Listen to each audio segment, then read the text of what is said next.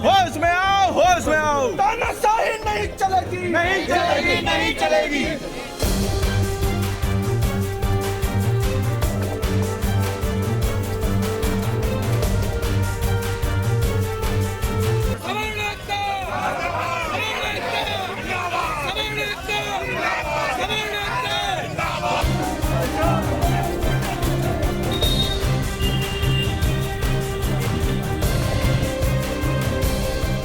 कल जो जिलाधिकारी महोदय को स्पीकर फोन पे जो उनसे वार्ता हो रही थी, मेरे लिए कि ये पंडित पागल हो गया है, उसको रात भर यही बंद करके रखना। तो मेरा जिलाधिकारी महोदय से ये प्रश्न है, आप मुझे बताएं ये वक्तव्य किसका था? सर्व समाज के सामने ऐसे व्यक्ति का नाम प्रकाशित होना चाहिए। कोई ऐसी वार्ता नहीं हुई, मतलब बंधक बनाने जैसी तो कोई बात ही नहीं है। उनको सौहार्दपूर्ण तरीके से इवन कॉफी पिलाई गई, एक बार चाय पिलाई गई। उनका बयान आया कि हम लोग बंधक बना लिए थे सभी लोग। बड़ा खराब लगा हम लोगों को। हम लोग सभी लोग हतप्रभ रह गए। आखिर सिटी मुर्शिदाबाद बात कैसे कह सकते हैं जब एक बेहतर वातावरण में बातचीत हुई। आदाब, नमस्कार, मैं वसीम अख्तर और आप देख रहे हैं the leader Hindi. City magistrate अलंकार अग्निहोत्री को इस्तीफा दिए दूसरा दिन हो गया। वो बरेली में ही डटे हैं। इस बीच उनके तेवरों में कोई फर्क नहीं आया है। वो कल तक यूजीसी में बदलाव और स्वामी अभिमुक्तेश्वरानंद सरस्वती को लेकर जिस तरह का रवैया अपनाया गया है उसे लेकर खफा थे और नाराजगी जता रहे थे।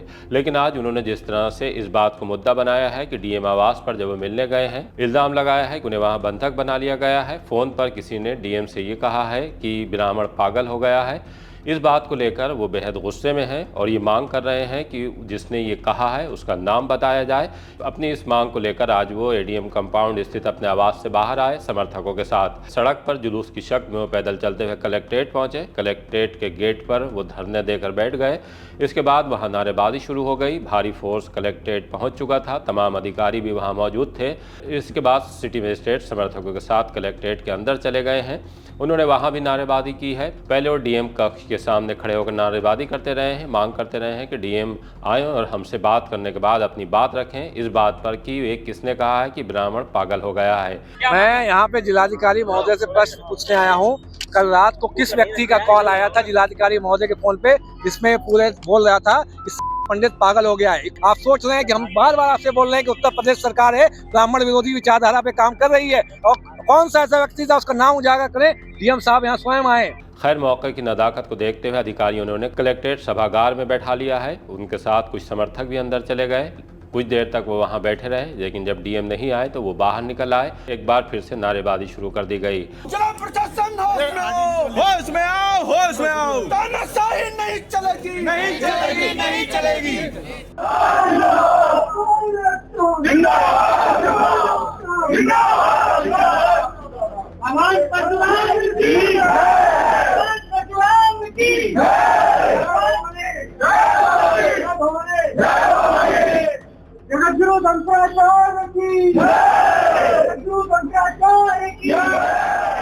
हमने भी वहां पहुंचने के बाद इस विरोध प्रदर्शन को कवर किया। सिटी मजिस्ट्रेट सभी से बात कर रहे हैं, सामूहिक तौर पर भी और अलग अलग मीडिया चैनल से उनकी बात हो रही है। लेकिन जो उनके शब्द हैं वो रटे रटाए हैं। वो बार बार एक ही बात दोहरा रहे हैं। हालांकि इस बीच कुछ अधिकारी उनको समझाने में अभी भी लगे हैं, लेकिन उनके रवैये में किसी तरह का कोई रद्द-बदल नहीं है। देखिए, जिलाधिकारी महोदय ने जो कल हमें बुलाया था अपने कैंप ऑफिस में, और जिस तरीके से एक जो उनको कॉल आता है कि कहाँ से कॉल आता है मुझे नहीं पता। कल 26 जनवरी 2024 को कैंप ऑफिस में 7:30 से 7:45 के बीच शाम को कॉल आता है। उनको एक आका टाइप का व्यक्ति एक आदेशित कर रहा होता है कि मतलब मेरे लिए बोलता है कि पागल हो गया है, उसको रात भर ही बिठा के रखो, सुधारने में।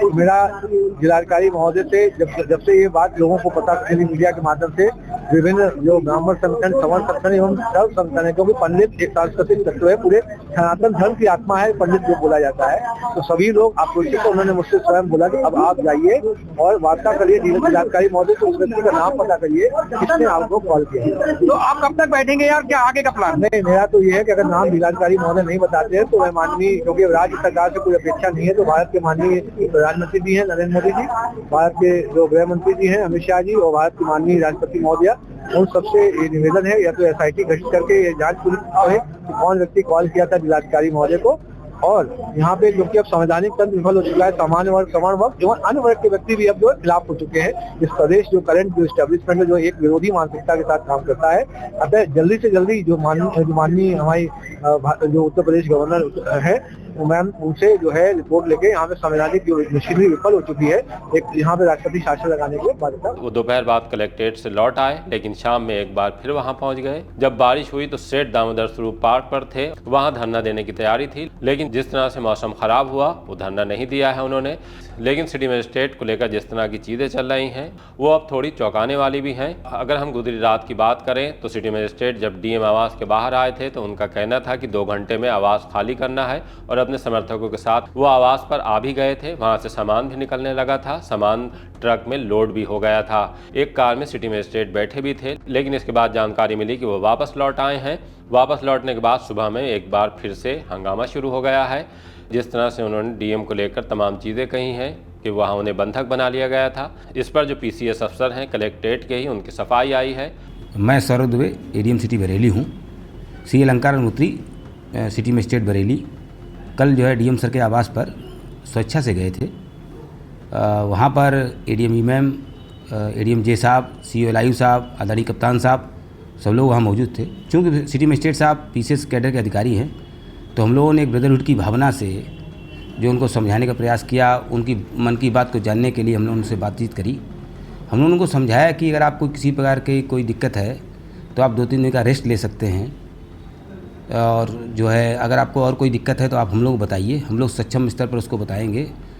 परंतु सिटी मजिस्ट्रेट साहब हम लोगों की बार बार जो है समझाने के बावजूद भी कहते रहे कि नहीं, आप लोग हमको नहीं समझ पा रहे हैं, और हम लोगों की बातों को लगातार इनकार करते रहे। इस बीच जो है डीएम सर की फैमिली से भी लगातार फ़ोन आ रहा था। हम लोगों ने बीच में 2-3 बार सिटी मजिस्ट्रेट साहब ने भी हम लोगों के साथ मिलकर काफ़ी भी पी। बड़े बातचीत जो बड़ी सौहार्दपूर्ण वातावरण में हुई।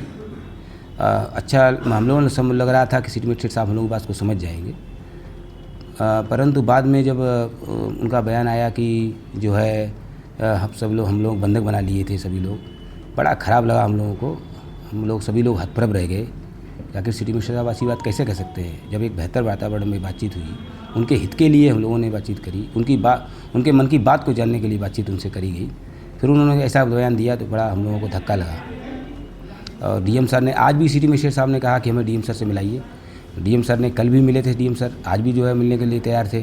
परंतु आप लोग जानते ही हैं कि उनके पिताजी की जो है 1.5 महीने से तबीयत ख़राब चल रही है। आज तो तबीयत बहुत ख़राब हो गई है, आज उनकी डायलिसिस की नौबत आ गई, तो सर वहाँ चले गए। हम लोगों से सर ने कह दिया आप लोग बातचीत करिए, तो हम लोगों ने फिर बातचीत उनसे करी।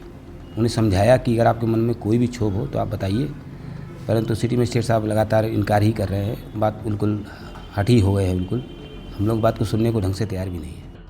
नहीं है, ऐसी कोई बात नहीं है। श्री अलंकार अग्निहोत्री जी, सिटी मजिस्ट्रेट साहब हमारे, ये डीएम साहब से ऐसी वार्ता करने के लिए स्वयं से गए हुए थे, और हम तीनों एडीएम प्रशासन, एडीएम सिटी और मैं, डीएम साहब, एसएसपी साहब, सब लोग थे वहाँ पर।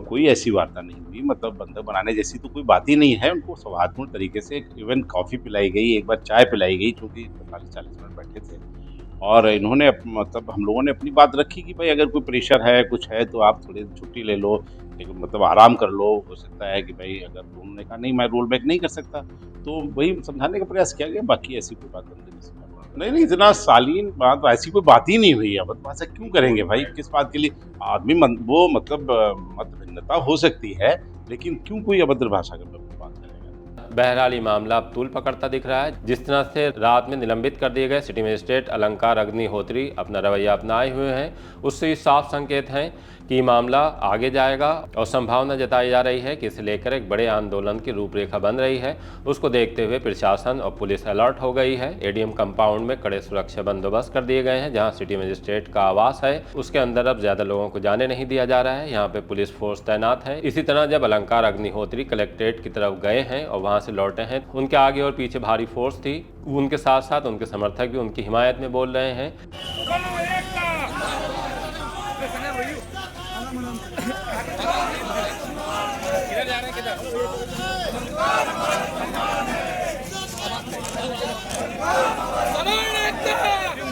Samar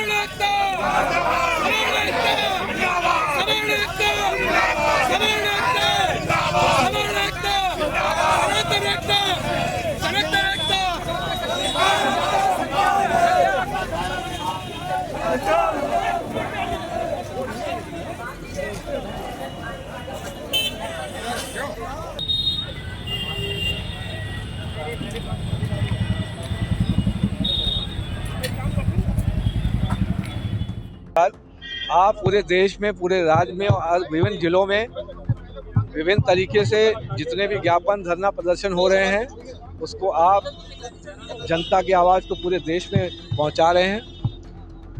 विगत दो दिवसों में जो प्रकरण हुआ है, वो जिस तरीके से एक बहुत सनातन विरोधी संस्कृति का परिचय देती हुई यह स्थानीय सरकार है।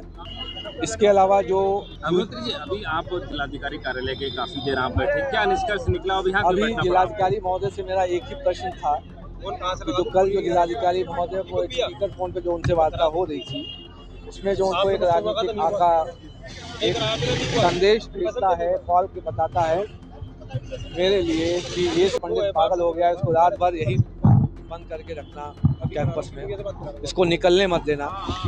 तो मेरा जिलाधिकारी महोदय से ये प्रश्न है, आप मुझे बताएं ये वक्तव्य किसका था? ऐसा कौन सा एक जाति के प्रति विरोधी व्यक्ति है जो इस तरीके से वक्तव्य देता है? पूरे राष्ट्र के सामने, सर्व समाज के सामने ऐसे व्यक्ति का नाम प्रकाशित होना चाहिए। ये कौन ऐसा व्यक्ति है जिसमें इतनी एक जाति के प्रति विरोधी मानसिकता भरी है? अब मैं आप सबका बहुत बहुत धन्यवाद ज्ञापित करता हूँ।